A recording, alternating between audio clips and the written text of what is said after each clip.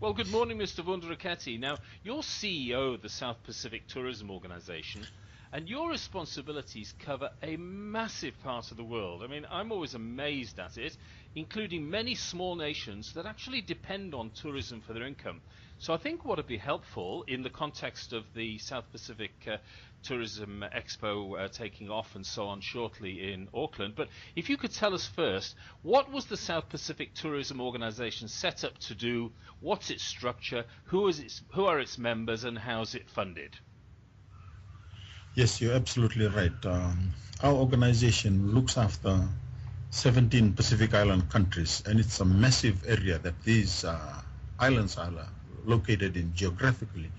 You have from the east is Tahiti, and then at the west is Papua New Guinea, and then up north you have the Federated States of Micronesia, and down south to Tonga, Cook Islands. So it's a massive geographical spread where these islands are located.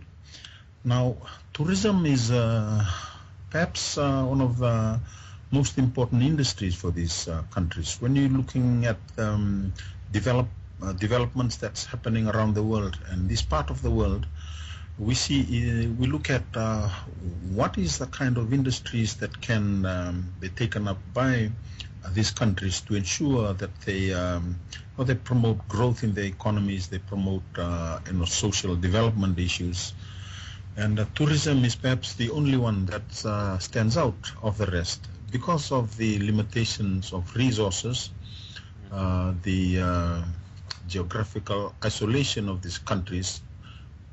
We do not have much of an option. So each country have their own national tourism office and trying the best they can to promote this industry and promote and derive the benefits from this industry. With all the problems that they have, an idea emerged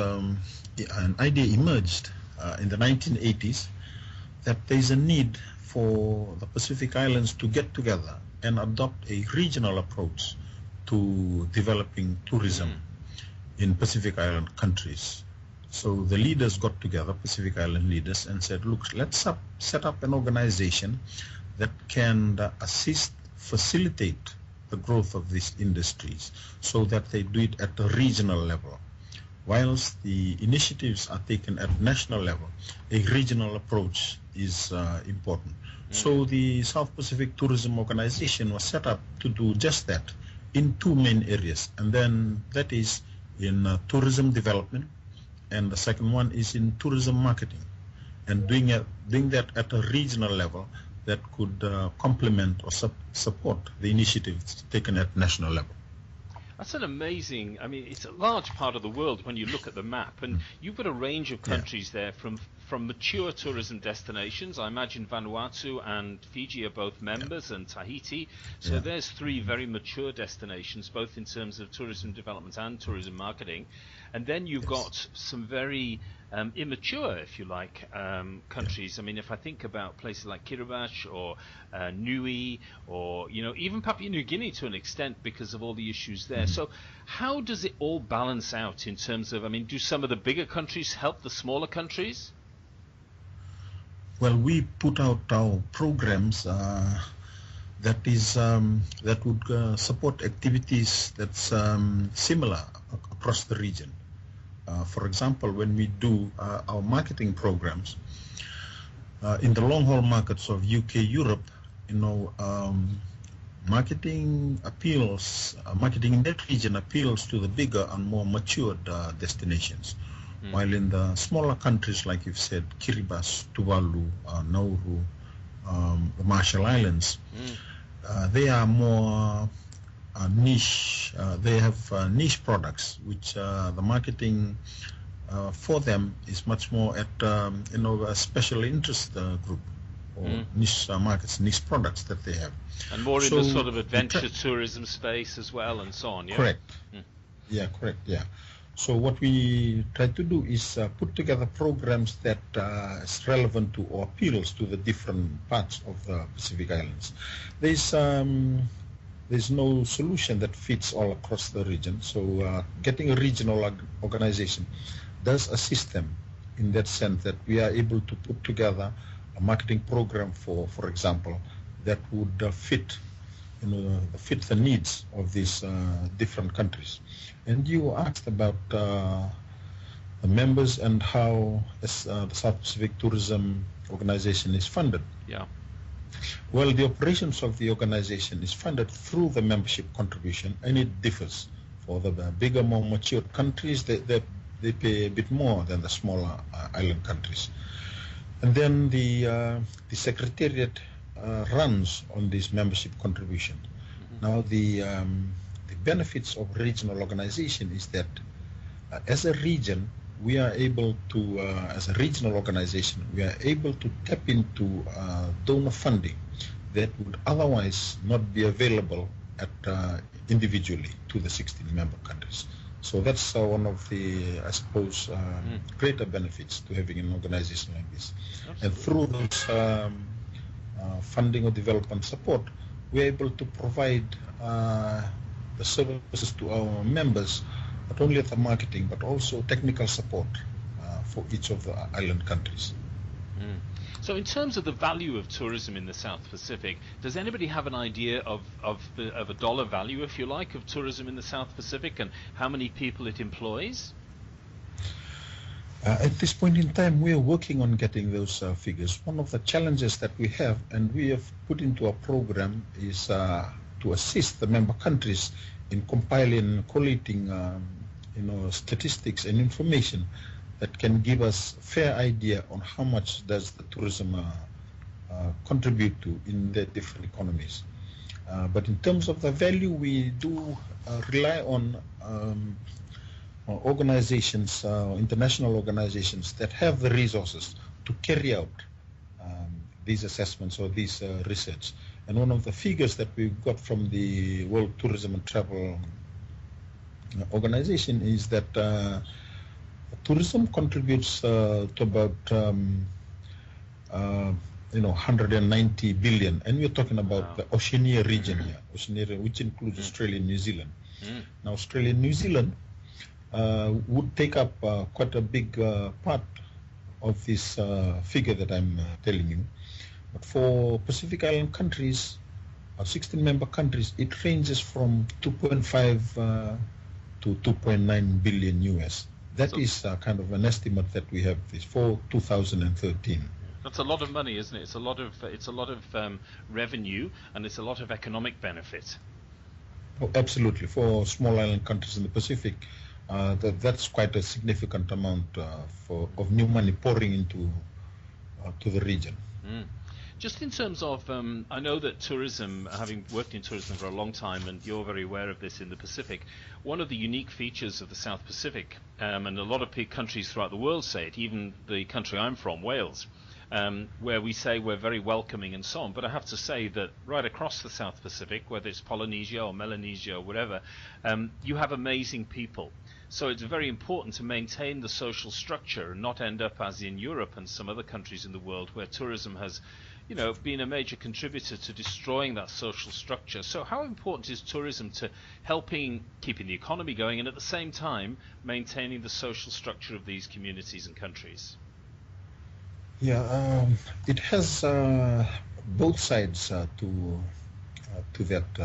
On one side, the social structure is affected in the sense that the new the tourists coming into our Pacific Island countries, they bring in new ways of thinking, they bring in new ways of dressing up and communicating with the local communities here. So the social structure of the Pacific definitely are impacted by tourism and the growth of people, tourists coming into our region. And it's like I said, in two ways. It can have a negative impact on that in terms of it reduces the culture. But on the other hand, we are looking at tourism on a positive way, that tourism can contribute to the preservation or the conservation of cultures. To give an example, they are traditional dances, for example, traditional ways of doing things. Now these, because of development, not just tourism, because of the developments all around us, global development, regional development that's coming down to our part of the world, our society, changes. The languages changes, the way we do things changes, and one of the good ways to preserve this is through tourism. Now the people in the rural areas, for example, they can use their cultures as the way to generate revenue, as a way to create sustained incomes, and in that sense, the cultures are preserved. So that is a positive side to that, and that is the positive side to us maintaining our cultures through tourism, through the economic benefits that is derived from tourism. I mean, turning to the inaugural South Pacific Tourism Exchange, how did that come about? As there are other shows in the Pacific that have invited smaller nations in the past, but I'm really excited because we're going to be there. But to learn how it came about, and also, what benefits do you estimate as a result of the exchange taking place? Well, you're right there.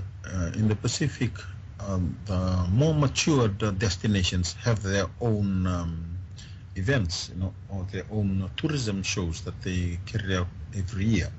Now that's specifically focused just on that destination, as you can imagine. What we've seen is that it is of value not only to the Pacific Island countries, but also to the trade or to the buyers, the wholesalers that come in. Instead of them coming to just one island country, for them to visit 10, 15 countries, under one roof. So that's where the idea came in. It emerged as the result of demand that we've seen from the wholesalers and the responses that we've got from them. We have Samoa, Fiji, Vanuatu, Solomon Islands carrying out their own national tourism exchanges.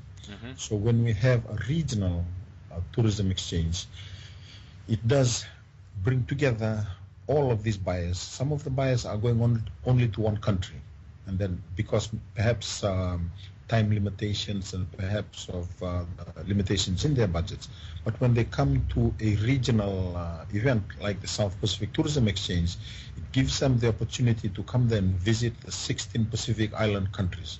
So to them, they say, wow, this is a great opportunity for us to come in. It's a one-stop shop. We walk in and we find not only the Fiji, Vanuatu, and Cook Islands or Samoa, but we are able to see others, other destinations whom we have never seen before. And likewise, for the destinations, they have been seeing just a number of wholesalers. And this time they're able to see a wider range of wholesalers who come in and they all meet up and do business under one roof. What do you see as the economic benefits of the exchange in terms of, is it going to be business actually booked, or is it a sort of an estimate of saying we think that this much, business may well be created as a result of the exchange?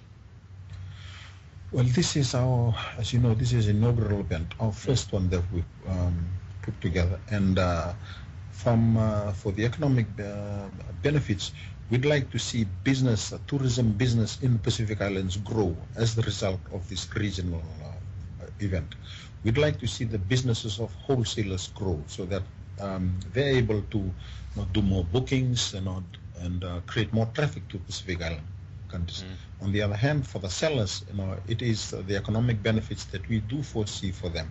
It's again the increase in visitor traffic from the source markets and the destinations, and for them to increase their business. So it's ultimately it's the private sector who we see will benefit most from this